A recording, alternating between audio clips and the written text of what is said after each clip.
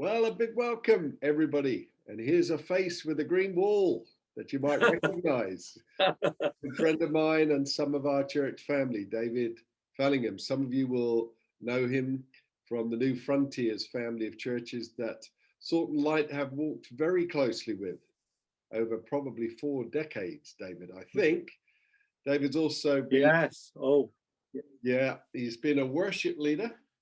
Led worship at the Downs, Stoneleigh, Springhouse, Catch the Fire, Toronto, 4 personal worship albums of his own. So someone who's well experienced in worship, I think, might be a clue as to why he's so fascinated with the book of Revelation. And we'll get there in just a moment. You've written a book called The Unveiling. You told me that the thing that triggered its inception was church folks asking you about the pandemic. Is this one of the judgments of Revelation? I characterized the conversation, but something along those lines. So tell us about those conversations and then what burst in you as a result. Okay. Yeah. Well, I guess because I've been in ministry for over 50 years, people thought that I might have some answers. So I thought I'd better go to the Bible and try and find out. Questions like, is it God's judgment on the nation, particularly, or on the world? Is it a sign that Jesus is coming back? Is it in the book of Revelation? These were the sort of questions that I was being asked. So I really set out, first of all, what I did was I wrote a paper on the judgment of God. I just did some work digging around and did a paper on it based on Romans 8, on the creation groaning and being out of joint because of the sinfulness of the world, and that the world was under judgment, even though God is sovereign and merciful, that there are judgments, and we live in a world where there are tsunamis, earthquakes, famines, all kinds of things, but God is sovereign over it. So I did my paper, and I just thought I would field test it. So I sent it to 4 or 5 pretty astute theological guys that I trust. One was David Campbell, Dr. David Campbell, who is a fine theologian and a good friend of mine who I've known for a number of years, and has also written a book with G.K. Beale. I mean, G.K. Beale for me is the go-to Revelation commentary, but David wrote a shorter version with G.K. Beale, and so I sent it to him. I thought he would be a good guy to comment on it, and came back very positive with some very positive feedback, made 1 or 2 suggestions about the paper. But one of the people that I sent it to was Ian Barclay, who is, of course, one of the great preachers from in our current days, very elderly now. But I worked with Ian for 3 or 4 years back in the 70s. And in the last 10 years or so, we've really renewed our friendship. So I sent it to him. He was one of the people. But Ian was the one who came back to me almost straight away. And he said, Dave, this is brilliant. Can I put it on my blog? Well, Ian's blog goes to the ends of the earth. I mean, he's a hugely popular writer, written many books. And so it was getting out there. So that's really how it kind of started. But then my eldership here at Horsham, where I am based now, got wind of the paper and suggested to me that I should do a small group, a life group, based on the book of Revelation.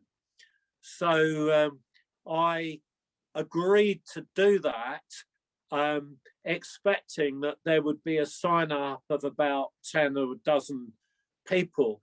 So I advertised it by what I thought was putting it onto our church Facebook page, which is how we communicate around the church.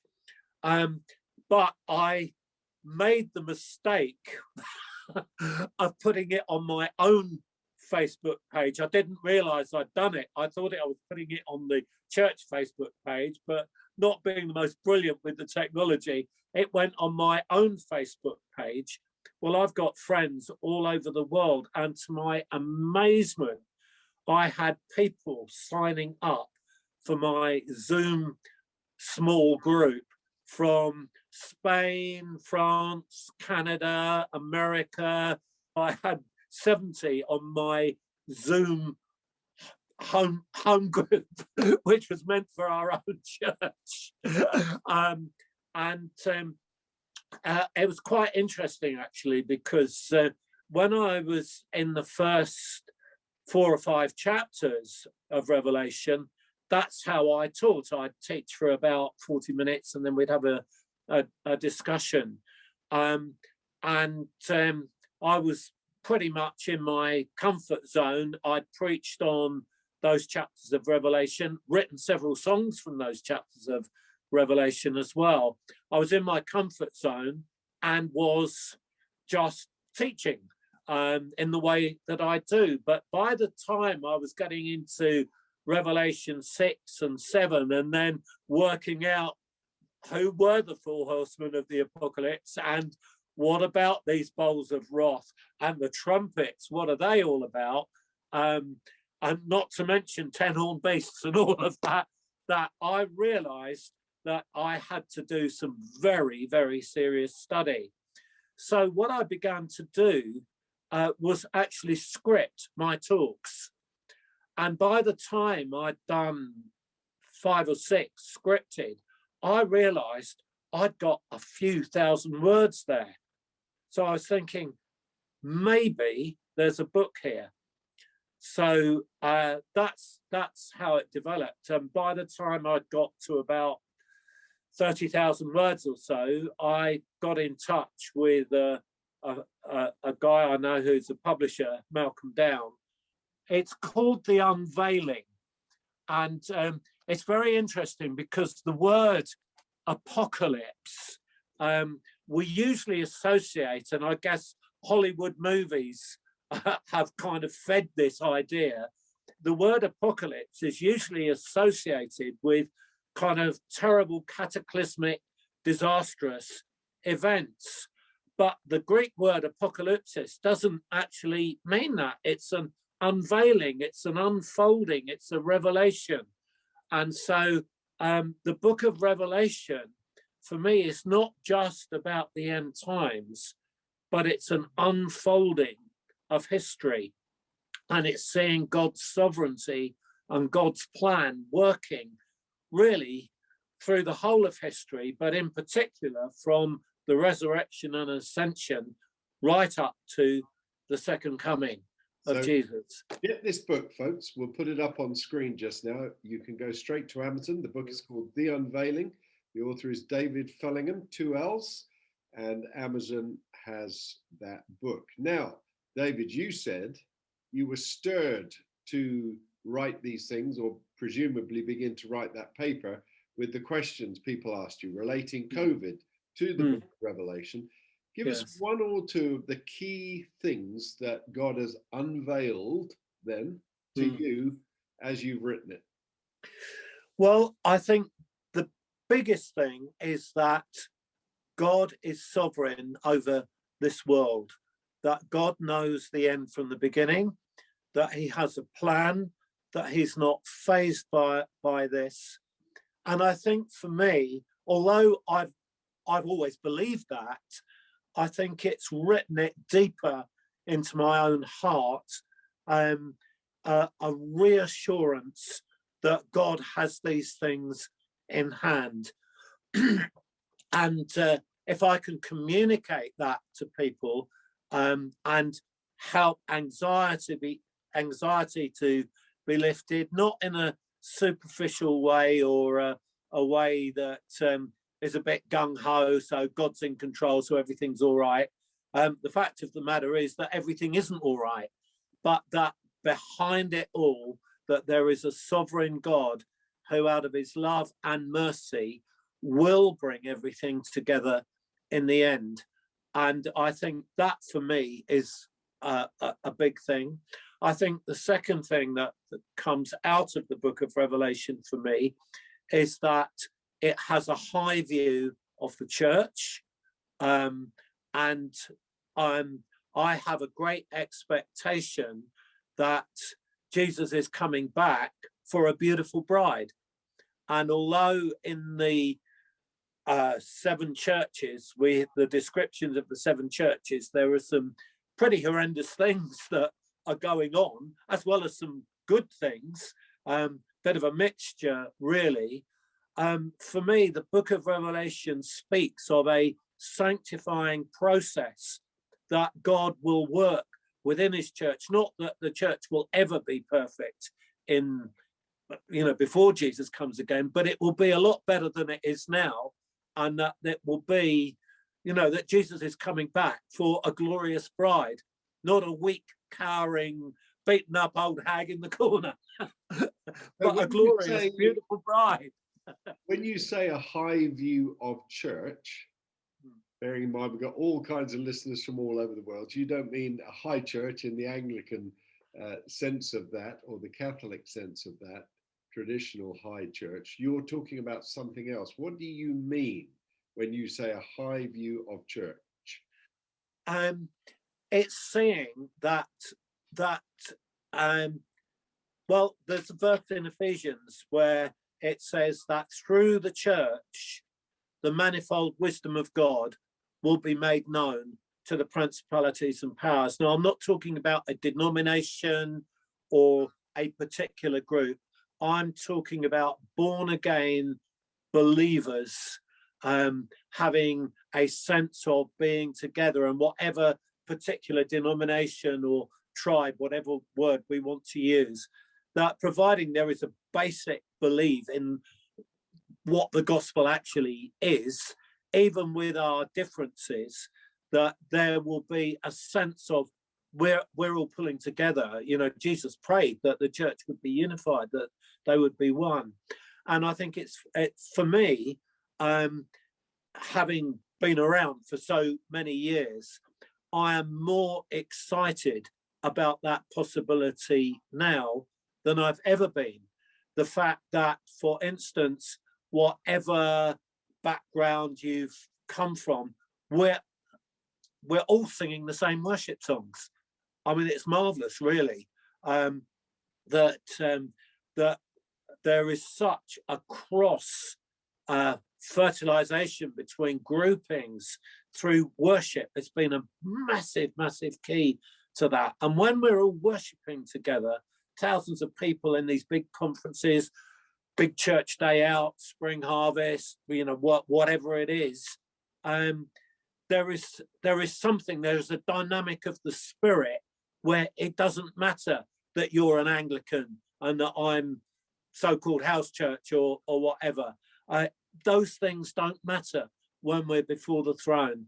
And for me, and what I've observed, I am more excited now and see a greater potential now for a greater unity than I've ever seen. And that, of course, is a big theme that comes through in Revelation. So worship is a big part of the book of Revelation. So God is sovereign. It's almost like, for you personally, you've hit a refresh button and been reinvigorated, re-enthused with the reality that God is sovereign. High view of church, the importance of church, God's will on earth being done through the church. What about those very first questions put to you, that COVID is a judgment or is it not? How did you handle that from Revelation? Well, the interesting thing about the book of Revelation is that there are over 500 allusions to other scriptures going right back to Genesis. And it's almost as though Revelation is a summing up of the whole of Scripture. So the outworking of God's sovereignty in the midst of a world that is fallen, there is no doubt that God's judgment through the fall of man was on the earth. The earth was cursed, and that mankind is sinful. You've only got to read Romans 1 to see just how bad it is. But there is another story, and of course the Bible tells that story. It's a conflict between light and darkness, between Babylon and Jerusalem, between God's people and the people who are against the people of God, right the way through. So that is another theme that is in the book of Revelation, the whole thing about the conflict between good and evil, between light and darkness. So spiritual warfare is a big subject. So the outworking of things like the pandemic, I mean, you can ask the same question when, you know, the terrible tsunami that happened a few years ago. You know, why did this happen? You know, surely God is a God of love. Why did he allow that to happen? And we do ask those questions when, whether the tragedy is personal or whether it's global. Yeah, and we have every right to ask those questions. And there is a sense in which it's very difficult to find an answer and to find meaning. But when we understand that these judgments are the result of fallen mankind and a fallen creation, but that God has a perfect plan, that in the end he's going to wind it all up and recreate it, then that gives us something to hope for, to look for. So it's not just when we die, we float around on a cloud in heaven playing harps and singing worship songs. No, God is recreating the whole thing, and that there's going to be a new heaven and a new earth, and we will be there, and we will be talking to each other like we do now, and it will be wonderful, but without sin. And so the whole of the gospel message is to prepare us for that. So, you know, the old gospel hymn, this world is not my home, I'm just a passing through, is in a sense true. Now, that doesn't mean that we don't love the world, because God loves the world as it is. And we should be doing everything that we can to look after the world and care for it. And I think, you know, that is implied in the book of Revelation, but it's not the end of the story. And it's very interesting when it talks about the new heavens and the new earth. The Greek word that is used is palingenesia, which is the same root word as Genesis. So there's going to be a new Genesis.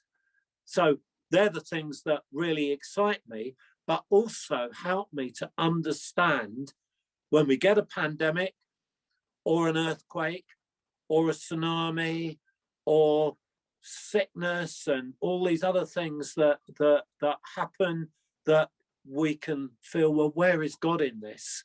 Actually, God does have a plan, and that plan will be, we may have to wait for eternity to know that plan, but we surely will, because he's sovereign and he's full of love. Wonderful. Now, last question then for now, I think. And you may just want to reflect on this one. It's not one we talked about off camera in preparation, but one of the questions often posed by the folks who listen and watch these broadcasts is, what is God saying to the church through COVID, and what's the church's response post-COVID? And we've had a few, but very few, I would say fragmentary prophetic illuminations or insights that maybe give us a sense of what God might be after. Anything that you yourself have seen or heard, or from the New Frontiers family you've seen or heard? Well, I wouldn't say that there is anything particularly that you can say, this is what is going to happen as a result of COVID. My gut feeling is, and a key to this is in when Peter preached after the healing of the lame man, he said that there would be times of refreshing coming from the presence of the Lord. And then he will send Jesus. So it seems to me that that is a very encapsulated and short kind of statement about that the spiritual history between Jesus' first coming and his second coming. So there would be times of refreshing, times of revival, times of falling away, times of revival, and these would be in the midst of bad things happening. So it's very interesting that the 1918 Spanish flu, which killed thousands and thousands, in fact, millions of people worldwide, after that happened, there was an incredible move of God across the world with the rise of Pentecostalism and a rediscovery of spiritual gifts, and there was through the ministry. I mean, in this country, through George and Stephen Jeffreys, there was an incredible revival that went on in the 20s. In the Second World War, which was a terrible time, and it was awful. In 1954, just 9 years afterwards, when Billy Graham came to Haringey to see hundreds of people streaming forward. Now, we, in the last 50 years or so, have not seen a move of God quite like that, or like what happened in the 20s, or what happened in the early 20th century with the revival in Wales and other revivals in other nations. It's not just confined to Europe. I mean, other nations have had revivals. So to answer your question, what I believe will come out of this, that through people's anxieties, fears, questions, that there will be a spiritual hunger. And for me, my expectation now is that God is going to move by his Spirit in revival, and that there will be a turning to God. Now, I am beginning to see evidence of that. Non-Christians that I know are beginning to ask questions. I mean, even with my book, I mean, it's extraordinary. I've got a number of non-Christian friends who are reading the book and calling me and asking questions. Brilliant. Whereas, like, I've known them for 50 years, some of them, and to try and get in with the gospel has been very difficult. They've appreciated the fact that I'm a Christian and have, in a sense, respected the fact that I'm a Christian, but have had the guard up when it comes to, well, what about you? But what I'm finding, and it's extraordinary, is that people are beginning to ask those questions. Well, what is God saying? I mean, a lady who serves me in the shop, she said to me, do you think God is saying anything about this pandemic? I mean, where did that come from? So that's my hope. Very good. And belief that there is going to be a move of God that will be more than anything that I've seen in my lifetime. That is my hope, my expectation. I live every day for that. Wonderful. David Fellingham, The Unveiling, available on Amazon. And we've talked today about the sovereignty of God being refreshed in our lives, re-illuminated, rekindled. And we've talked too about the high view of church that God has. God has a plan for his world, and it's through his church.